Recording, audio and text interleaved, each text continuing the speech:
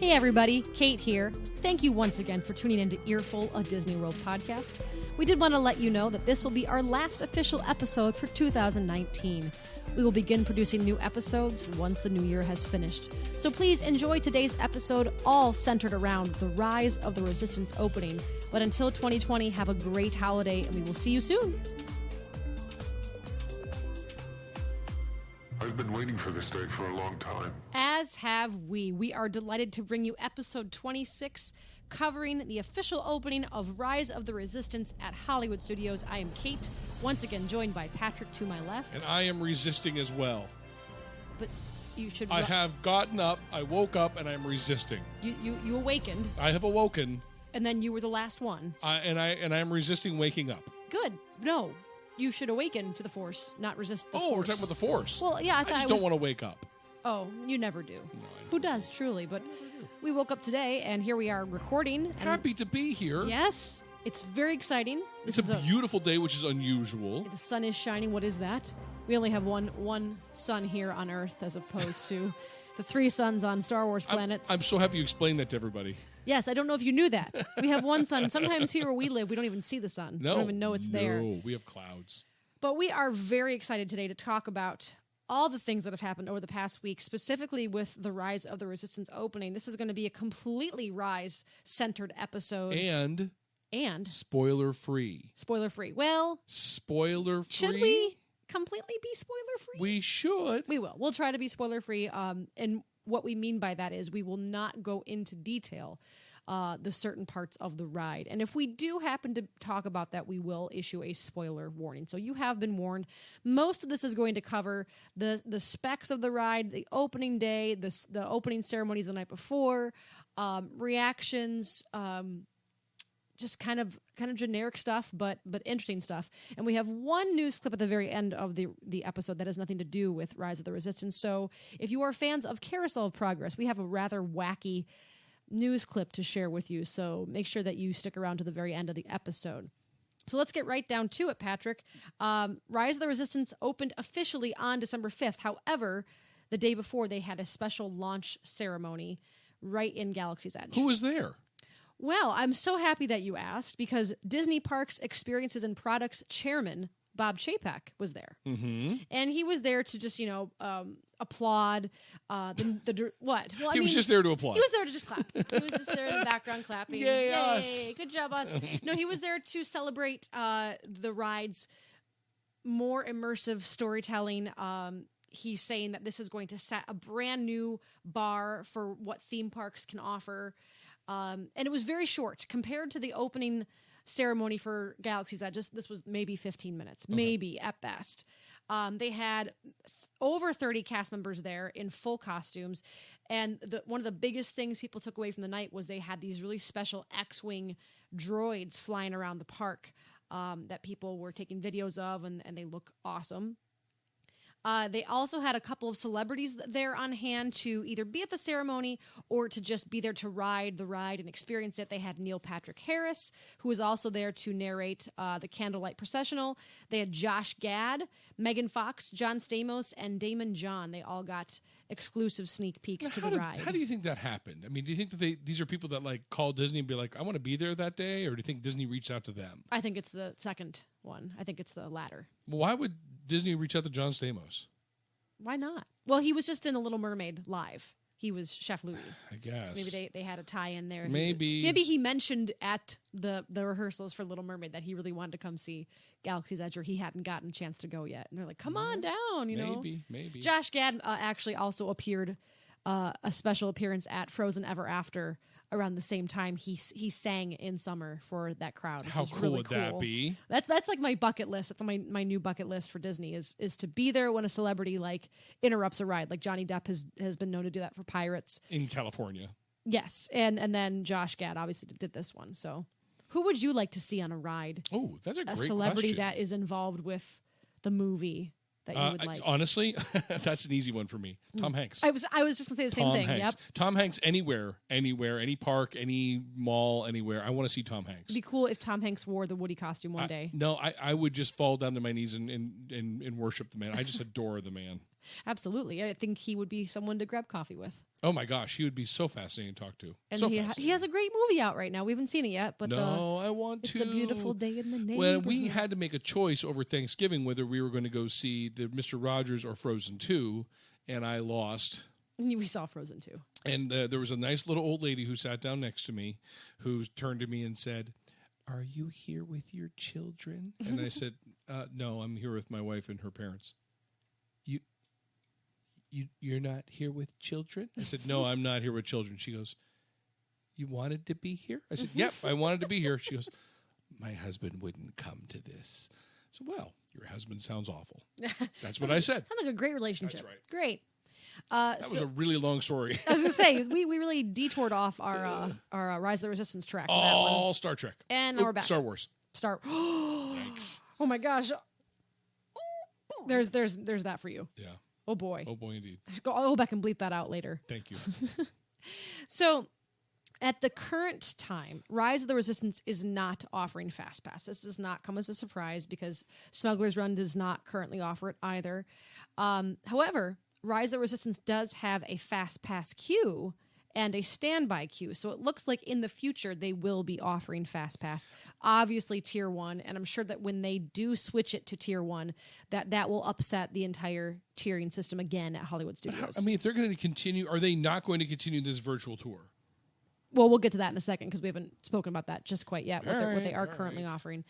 There is no single rider at this moment. There's no single rider line either to see. You must be 40 inches tall to ride. And then a lot of park goers noticed that they had signs up. You must be in good health without any high blood pressure, heart, back, or neck issues to ride. Motion sickness or other conditions may occur if you have a sensitivity to rapid motion, sudden turns, abrupt stops, and a swift drop. Oh, I had a swift drop. That was your nickname in college. That's right. When you think about riding the ride with either a scooter or a wheelchair, these can both experience the attraction right up until boarding the ride vehicle, and then you have to transfer. If you're unable to transfer from one of those things, you can still enjoy the in-queue, but then right before the ride portion, because there's, as you imagine, there's different rooms to walk through, but once you get to the actual ride portion, you must then exit the ride. So a lot of people are saying they're actually very happy with this because people that can enjoy fast rides, they can at least enjoy most of this attraction, which is a great move on their part. Now, as you were talking just now, I decided to Google current wait times for Hollywood Studios. Do they have them posted? Well, this website that I'm on, last posted 11:27 today. It's Sunday, and 11:27 today, which was about 2 hours ago. So the Rock and Roller Coaster is 95 minutes. Millennium Falcon Smugglers Run 60 minutes. Slinky Dog Dash 105 minutes. Yeah. And then I scroll down to Toy Story Mania 60 minutes, and then I get to Star Wars Rise of the Resistance closed. Oh, it's down. Or it could be that it's full. It's full, which we're going to talk about in a second once we get to the actual. Again, Patrick, we will get there in a second. I'm so excited. I know. You're excited to rise for this resistance. Anyway, some ride specs for you. It is a 18 to 20-minute ride with walkthrough and waiting areas. Right. So that's not a 20-minute ride per se, but it is a 20-minute experience. There you go. There is, you can ride 8 people to a car, and there's 2 rows of 4 per car. And this is interesting fact. It features the largest concrete pour in the history of Disney parks. Huh. The largest. I can imagine what scene that's for. I mean, it's no surprise. It's no spoiler. I'm sure. I can do that too. It's the scene with the however, we watched video in the fall of them pouring concrete for Epcot's Guardians, yeah. And that seemed like a huge ton of concrete. This is the biggest. That seems unbelievable. Mm-hmm. Maybe it's like the largest pour for like one room. Maybe that's the difference. I don't know. Technology-wise, the ride features more than 5 million lines of code that is used for choreography, for pixels, props, robots, sound effects, and simulators. They use 65 animatronic figures and 3 high-end animatronics. using the Disney A1000 audio animatronic technology. This is the same technology that you would see in Hondo Onaka in Smuggler's Run. Mm-hmm. The Imagineering team for this ride developed special effects, including an apparatus for generating an illusion of a moving beam of light in the air, which if you've seen the ride promo videos, you know exactly what we're talking about. And of course, one last thing is that this is a trackless ride system that quickly morphs into a simulator. Very cool. Yeah, very cool. So looking forward to the actual morning of December 5th. We were talking about this last time on the show, speculating what time people would line up, what time the park would open, what time or how long the wait time would eventually be. So I found out that fans lined up as early as, you want to guess? 2 a.m. 2 a.m. Oh, really? Very That was good. a guess. Yeah. Thursday morning, and let's see here. Disney Parks blog confirmed that the morning of, this was the very morning of, that they were going to use the boarding group system to manage Rise of the Resistance opening. This is something that they used when Galaxy's Edge opened. For the land. For the actual land. Not for the just ride, to get in. for the just land. to get in. So they use this again for Rise, which means that if you're not familiar with this system, you have to go onto the app, you have to go to a specific section and click join a boarding group. And then once your boarding group is called, you are allowed to enter wherever they're queuing. So for the land, you were allowed to enter the land. For the ride, you were allowed to come get in line. And because the demand for the land was so high, they actually had that in place so that so that the land wouldn't get too crowded. Correct. And then they had time limits. Like you could only be there from 4 to 7 Right. or 2 to 3 or whatever it was. So this is interesting. By 10 a.m., now mind you, it opened at 8 a.m., right? And The people park were in opened line at 2 a.m. at 2 a.m., so they were Right. waiting for 6 hours. Plus it opened a little bit early, but by 10 a.m., all boarding groups were delivered for the day, which meant that if you were not assigned a boarding group by that time, you were out of luck for the entire day. The whole day up through park close was done. So there was no like, hey, let's go stand in line for 6 hours. No, It was none of that. If you weren't in the virtual queue, you were done. You were done. Yeah. If you had not been given a boarding group, you were done. This sounds a lot like Hagrid's opening day. Because at one point they put a sign out that said Hagrid's is no longer, taking more people in the line because the line was so long. Right. And they have to think about park closure and getting people out, just as they were concerned about getting people in. So yeah. So when you're in your boarding group, you have a 2-hour window to go get in line for the ride. So let's say a lot of people were saying that, we went and got our boarding group and then we left and went to Epcot or something else, or we went and got breakfast, which is nice because then you're not in any danger of missing it. And you're not standing, excuse me, and you're not standing in line for hours and hours and hours. Your place is set and you're moving in through the queue, and Yeah, so I mean, that's nice. You realistically could go to Hollywood Studios, get a boarding group, and then go have breakfast somewhere completely else on property. Because there's nowhere on property that would take maybe like a boardwalk transfer to Magic Kingdom to somewhere else might Right. take you a while, but no place on property is going to take you 2 hours. Get in the virtual queue, go take a ride on the Skyliner, come back. Yeah, Yeah. very good. And then let's see. We have a lot of information here. At 7:30 a.m. that day, boarding groups were being notified that their ride time would take place in the afternoon. So that means that if you got your boarding group at 7:30 that day, it was telling them to come back in the afternoon. 20 minutes after that, the queue groups were being assigned to evening boarding times. By 8:40 a.m., this is changing what we just said. Boarding group allocations for Rise of the Resistance were closed for the day. So it was more towards 9 a.m. than 10 a.m. I mentioned that the park opened ever so slightly before 8 a.m.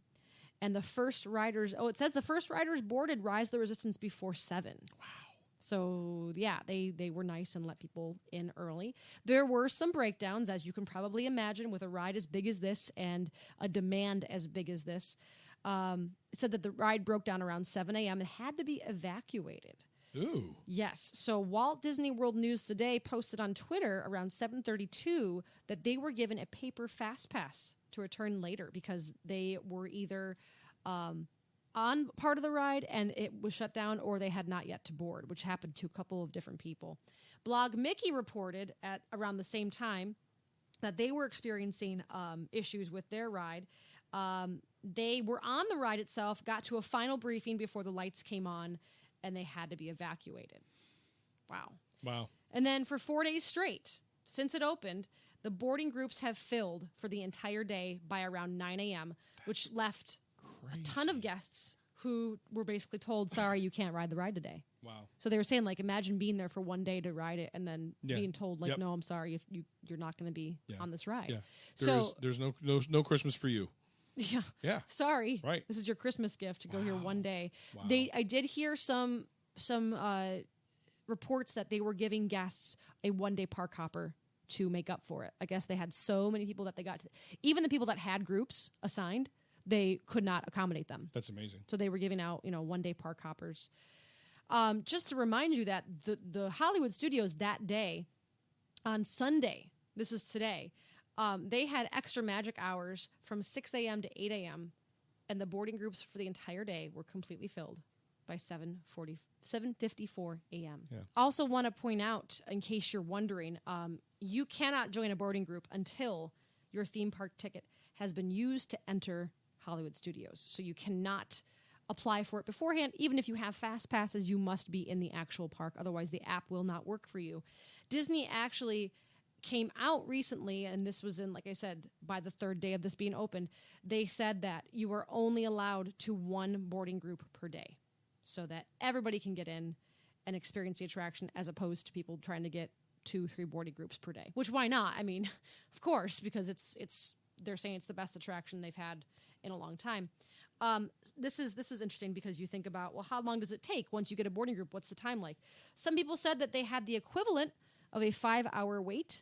They got their boarding group around 6 a.m. and were called around 11 a.m. But they weren't standing in line for that time. No, that's the nice thing is you can go. They said that they went and they did a little bit of Epcot. They got some breakfast. They rode other rides and then came back. Other groups said that they got to the park at 7. They got a boarding group of number 51 and that they were called back around 3 p.m. that day. And again, you can be there from 3 to 5 p.m. Let's see what else. I would say that if you really want to read a great assessment of how to get on this ride and do's and don'ts, go over to Disney Tourist Blog and read their article. That's disneytouristblog.com/Star Wars Rise Resistance Strategy Report. Every word is separated by a hyphen. So we'll have that on our blogs or on our Facebook page if you'd like to read that. But Patrick, take the next part. Very special thank you out to our good friend Captain Jim, who was working that day not in the Batu. Not in Batu. Not Batu. He was not a Batuian.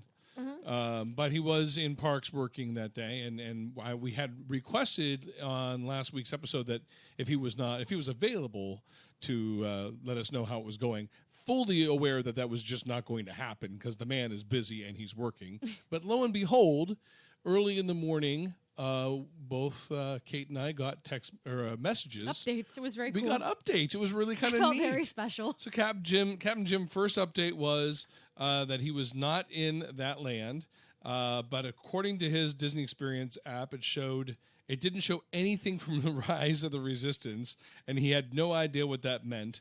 And he also included that he had not had the opportunity to ride the ride yet. And then later in the day, we got a second update saying that the boarding group virtual queue feature was activated for the Rise only, and there were no more boarding groups. And I don't know what timestamp that was. I think that he sent that to us like around maybe 10, which is why I originally thought it was 10, but it was earlier. He just couldn't get to his device to message us. So the app had no wait times listed because of the way they were doing it. But he said the rest of the land was fine as far as wait times were concerned. So the only way you could know, really truly, if you had a chance, was to watch. Like basically, I mean, I don't even think that there was a thing on the app to say we've stopped distribution for the day. Maybe there was. Actually, there might have been. I know that there was a notification that said you cannot join a second group because you've either already joined or we don't have any more. Yeah. So if you had not ridden it and got that message, you would have known. But there's no way to know like what the wait time was or what the boarding pass situation was. Yeah. Unless you were there and just were told, no, we're done. But you basically can kind of count on it. Right now, the rate seems to be about 2 hours after opening, they run out of passes. Yeah. So you have to get there right away. Yep. We have to well, get there. and that will calm down. Actually, as you were talking, I found a pretty neat little webpage. You did? It's called q-times.com. I have that later in the show. Are you serious? No, I'm kidding. I don't. The heck? No, this is a really neat webpage. And so, like, one of the things I drilled down to was the Ride of Resistance, but there's no data yet because it just opened. Yeah. So I went back to the Millennium Falcon ride, and I'm pulling up these bar graphs. One of the really cool thing is average wait time by month. Ooh. So in August, the average maximum wait time was about 200 minutes. And the average overall wait time was about 100, maybe 120 minutes. Which is high. Which is high. But that was for August. Okay. That was for August. Okay. Fast forward to December, the average maximum wait time is right at 100 minutes. Which I still think that's high. And the overall average wait time is about 50 minutes. That sounds more right. Yeah. To check that, probably closer to 40 or 30. I'm looking, trying to. It's not really a great bar graph to tell exact times. Sure. But I'm telling you, it's a really neat website. What is this? qtimes.com. Yeah. It's q-times.com. Yeah. Because when I've And checked, I'm drilled down into the Millennium Ride, and look at all these charts. Maximum time, history, percentage. you made those up. No. Average wait time by day. Wow. That's just really neat. I didn't know that was available. Because when I've looked at the app myself to look and see it, like out of curiosity, what the Millennium Falcon's wait times are, on the average, every time I look, it's around 50, 60, and it is not the highest ride in Hollywood studios. Usually that goes to Slinky or even Rock and Roller Coaster. Sure. Yeah, currently right now it's 40-minute wait time. Yeah. That's even with the crowds from Rise. Yes, exactly. The people that can't get into Rise. Which yes. is nuts. Yep. Either they're getting people through so fast, it's efficient, that there's not going to be. What that means to me is that there are people that are choosing to walk into that park, ride Rise, and skip the Millennium leave. Falcon. And leave. That's what that means to me. But Interesting. It's the Navi River journey. And would you like to know about the Navi? I could drill down to Maybe another episode, maybe at the end. Yeah, I just think that's a cool thing. Yeah. So if you've gotten a chance to ride or you haven't and would like to get some merchandise to tide yourself over till your next visit, the parks now have all new T-shirts, baseball hats, tumblers, and special pins for the ride. And a lot of these pieces of merchandise feature the symbol of the Resistance, which is a starbird. And it's that, I don't know, it looks like a C turned on its side with a little something in the middle. Seabird. It's that one. It's almost like a W, kind of. So thinking about reviews now, because I'm sure, if you've not heard anything, you're probably wondering how it's going. Well, to sum up, it's going very well. It's going very, very, very, very, very, very well for them. Disney Food Blog, in their review of it, they actually liked it more than Flight of Passage. They thought it was more immersive, that the whole experience just kept them super involved the whole time. Interesting to note that the Disneyland version will open on January 17th, but a few cast members from Rise of Skywalker got to preview it recently. Oh, that's neat. So J.J. Abrams, Daisy Ridley, John Boyega, Oscar Isaac, Anthony Daniels, Naomi Ackel, Kerry Russell, and Kelly Marie Tran were allowed to see this ride before it opened, which was pretty cool. And there is a video out on YouTube of all of them experiencing that together. So starting tomorrow, regular park hours for Hollywood Studios will begin at 8 a.m. Sunday, there's one extra magic hour for hotel guests. However, this is the big however, do not expect Rise to be open for extra magic hours. So interesting that you can go and be a hotel guest and get access to that park, but not Rise. And that brings up another bone of contention that I've been hearing from somebody that's going to be traveling there soon, and from other people that I've been reading like forums on. They're very angry that park guests were not, or I'm sorry, let me restate. They're very angry that hotel guests were not given some sort of special access to this ride. Because usually staying there, you do get a little bit more of a perk. Fast pass window is the biggest, obviously. Transportation is another huge perk, but the extra magic hours are also a nice benefit to say, hey, thanks for staying.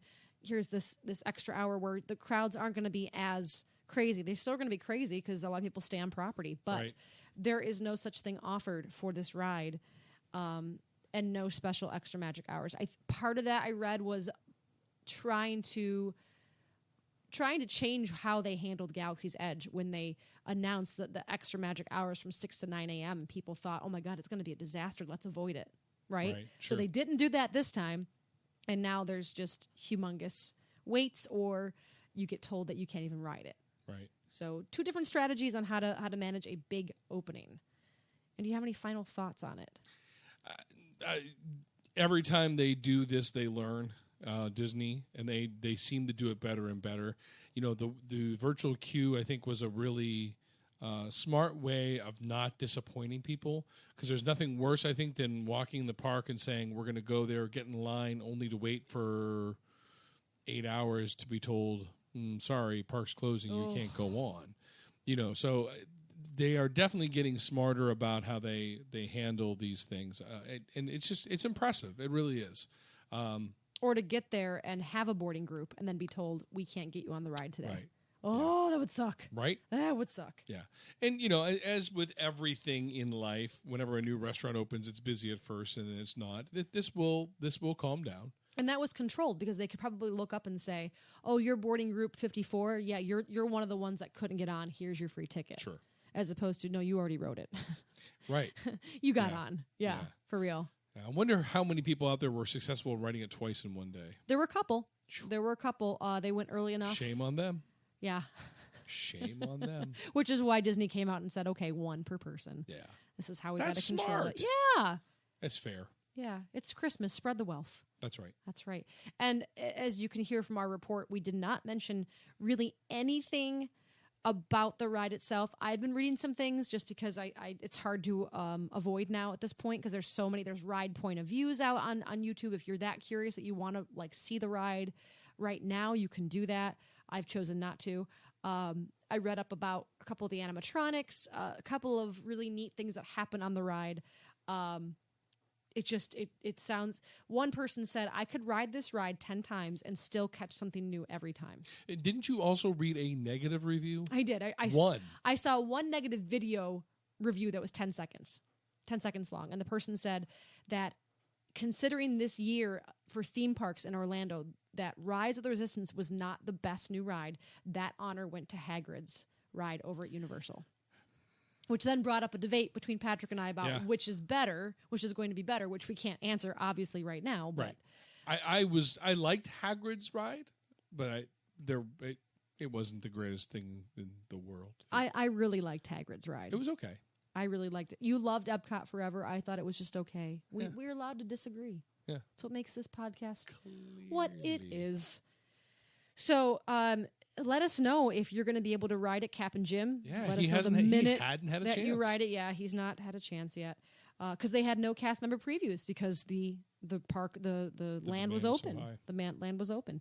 Let us know if you're going to ride it soon. If you've got a trip coming up, I know Emily does. Hopefully, she'll be able to get on it. She has some strategies she's told me about using, which we can hopefully talk to her about once she's back. She's going in December. She's going to sneak into it by like laying low to the ground and it's a little Ewok with the fuzzy hair. She's so tiny. Oh, are you part of the ride? Ma'am. They start speaking in Ewok to her. Well, if that could work, Emily, you should do that. Yeah. For sure. Sure. So we're going to leave you. We're going to wrap up our episode on Rise with a very, very bizarre news clip out of Magic Kingdom from the Carousel of Progress. In a very bizarre 30 seconds on December 7th, a guest climbed on stage in the Carousel of Progress show and began messing around with the butter churn. So this is early on in the show. Rover's still alive. He's alive through the whole thing. But he does get grayer and grayer. And the narrator is talking, and you see this gentleman climb on stage, go right over to the butter churn. It is clear that he is either drunk or high or both.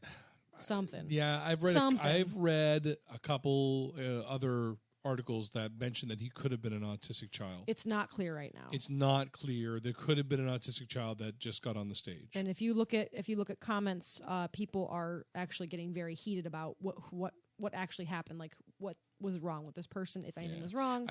I think it's really hard to say until you have the whole story, and I think it's unfair to say until you have the whole story. But clearly, he was in this person was in distress.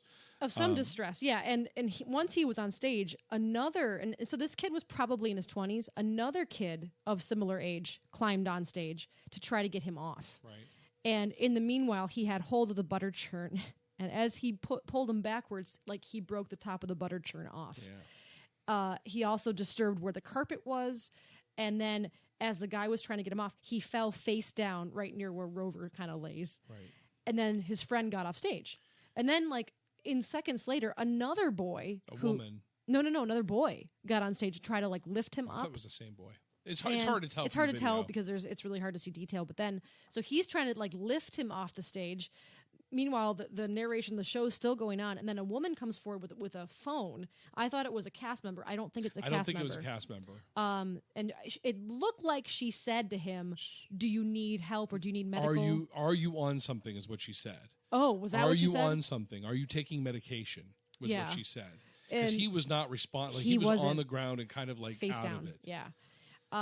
So you could see her trying to get her phone out, and that is when you can hear people in the background saying, "Get your kids to the back." Yeah. Now, credit to the onstage performers for not missing a beat and keeping the show going. I thought it was very apropos when Rover started barking. Right. Towards the end, timed. hello, there's somebody here. Yeah. So the damage report was that the butter churn was broken, the rug was moved, and there was a hole in the muslin scrim. That on the left hand side, if you look at pictures on Twitter, there's a hole on the left hand side. I don't know if he did that. It looked like, because he just got right up on stage, so I don't even know if he had access. The video started after he got on, so we don't know what happened moments before that. Right. And we don't know what happened after that, too. He could have thrown the churn. We don't know. We do know that the ride was closed down for the rest of the day, and somebody joked that it would be open tomorrow. So anyway, because there's a great, big, beautiful tomorrow. Right. And I have no idea if it's even open now. I just don't know. It is amazing to me that this has not happened sooner. I agree. It's bizarre. The video was shared on YouTube from user at Big Surge. So BIGSURGZ. Yeah. And we know that because Big Surge put a watermark on his video the size of the video. That's right. It's right in the middle. So it does kind of hide some elements of it, but it's a pretty clear video. So if you want to check that out, please do.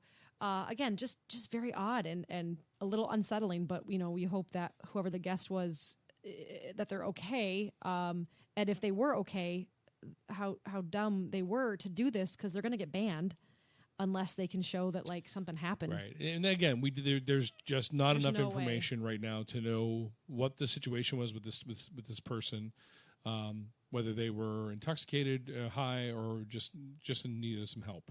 Yeah. So, hey, considering that we're going to be on a holiday hiatus for the next few weeks, get a nice needed break, would you mind maybe perhaps addressing some park rumors with Bob Disney? Yeah, I believe is he in the studio? I believe he's sitting back here in the chair. Oh, I didn't even see him. Yep. He's so small. Yeah, oh, yeah. It's a huge chair, to be fair. Well, it's like a Santa-sized chair. That's right. Do you think that you could possibly coerce him to come over to the microphone? You want to come talk to us, Bob? Sure. Okay. Hi, Bob. Do I put these on the cans? Yes, please put them over your ears. Oh, you're loud. I'm so sorry. Okay. I can turn you down. Nope, thank you. I'm good. You're good? Okay. Yeah. Hi. How are you, good. first of all? Did you hear about Rise of the Resistance? I heard it was a smash success. Smash success. I did hear that there were some breakdowns. Well, we had some safety issues. Yeah, what'd you have? Well, I can't talk about it because it's all a big secret in that. But let's just say we had to evacuate once for safety reasons. Okay. That's all I can tell you. That's all you can tell me? Sure. You don't want to spill some rumors here? Oh, there was a phaser issue. I really shouldn't be saying, but there were some phaser issues. Phaser, like... Well, luckily... I think phasers are from Star Trek. Oh, dear. The stormtroopers are terrible shots. So with nobody, a phaser. Nobody got hurt. So you've equipped your stormtroopers with phasers? Blaster, excuse me. Oh, I'm okay. There we go. I misspoke. Are you in the right mindset, Bob? I don't feel today? so good. You don't feel great? Well, I did have a couple of things to ask you. Go ahead and shoot. Or don't. Don't, because you'll miss anyway. Yeah. So first of all, we covered last week that Santa Claus set aside some time to visit the guests at Magic Kingdom. Magic Kingdom, that's right. Mm-hmm. That's right. We had huge crowds to visit Santa. How does Santa have time to visit Disney World right now when it's the busiest time of year for him. Have you been to the mall? I have. Santa's there too. I know. Santa can do anything he wants. He has plenty of time. Did you have a special agreement with him to get him to come to the parks? The only thing we requested at some point he take off the hat and put the ears on. Oh, and that was the only thing we said. Just to product promotion. Sure. And the kids love to see Santa with the Mickey ears. Yeah. Did you make him maybe a hat with Mickey ears on it? You could do that. That sounds ridiculous. No, you don't. No. Safety issue? No, that just sounds ridiculous. I'm so why sorry. would we do that? Why would I do that ever? Santa was a big hit. He spent some time with us at the town square. I'm sure you know where that is. I do. Now that we've cleared that up, okay, I do know. Good, yeah, Patrick and I had a little debate about it. Oh, well, he's an idiot. Oh, well, you should be on the show more often. Thank you. I heard that you had an issue with the gingerbread houses at Grand Floridian and Wilderness Lodge. Well, there are small parts on these things that could be choked on by children. And, you take a little gumdrop off a house and you eat it. Oh, it's stuck in my throat. That's dangerous. I also heard that you were really worried about cross-contamination. Sure, because the children are dirty. Well, right, but more or less the fact that the gingerbread was prepared in a facility that has nuts. Oh, dear. That kind of cross-contamination. I hadn't thought about that. Yeah, there's a lot of park guests that are allergic to nuts. I'm allergic to nuts. I probably that explains my That. rash. Yeah. Okay. No, Bob, please. I don't need to see it. Okay. You can put your clothes back on. Okay. So, what do you think that you might use in place of gingerbread to avoid all these health risks? Plaster. Just plain old plaster. That's the safest way. And it's delicious. I'm kidding. I don't think you're kidding, Bob. No, I'm not. You look very, very serious. Well, no, we don't do much with gingerbreads. I'm surprised to hear that we're doing gingerbread houses. That seems silly to me. That's why I wanted to address it. No, we shouldn't be doing Make a note, Patrick. No gingerbread houses next year. One last thing. Yeah. I heard that you actually had an idea about how to keep the crowds controlled at Hollywood Studios for the Rise opening, but you were shot down. Yes, that's very true. With a phaser. I was shot with a phaser in the face, but they missed. No, the idea was to lie to people and tell them it wasn't open, and then when they got to the entrance to the Rise, go, "Psst, you want to ride Rise? Come on. Don't tell anybody." And then sneak people onto the ride for a couple days. Okay. I was shot down by a phaser.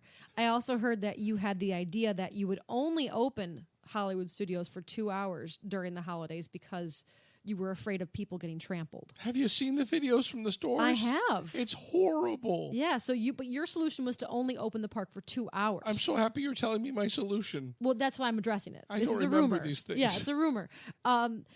Do you understand that having it open for 2 hours might make the crowds worse? I don't understand your point. You open it for 2 hours, you close it for 8. This seems like a wonderful solution. But then don't you think that you'd have more crowds there at the gates for those 2 hours and during those 2 hours at the park because they only get 2 hours? That was why it was shot down. So many of my ideas don't come to fruition. Do you have any other rumors that you might want to address before the new year? Let's see. We are going to open a third Star Wars ride. Oh, you are? Yes. What is it? It is a droid ride. Okay. You go for a droid ride. It's a play on words like a joy ride. But you go on a droid ride. Okay. And which droids? You get in a scooter with a C-3PO and the Rolly one. Are you talking like a scooter like the kind that you can rent at the parks? No. This is like... I really shouldn't be talking about this. Did you see the trailer for Rise of the Rise of Skywalker? Yes, And they had the Land. Bob, are you having a stroke? The Land Rover thing that like C-3PO's on. You're showing me a rash again, Bob. And then you sit down and you ride and you bleep and bloop and it's going to be great. Okay.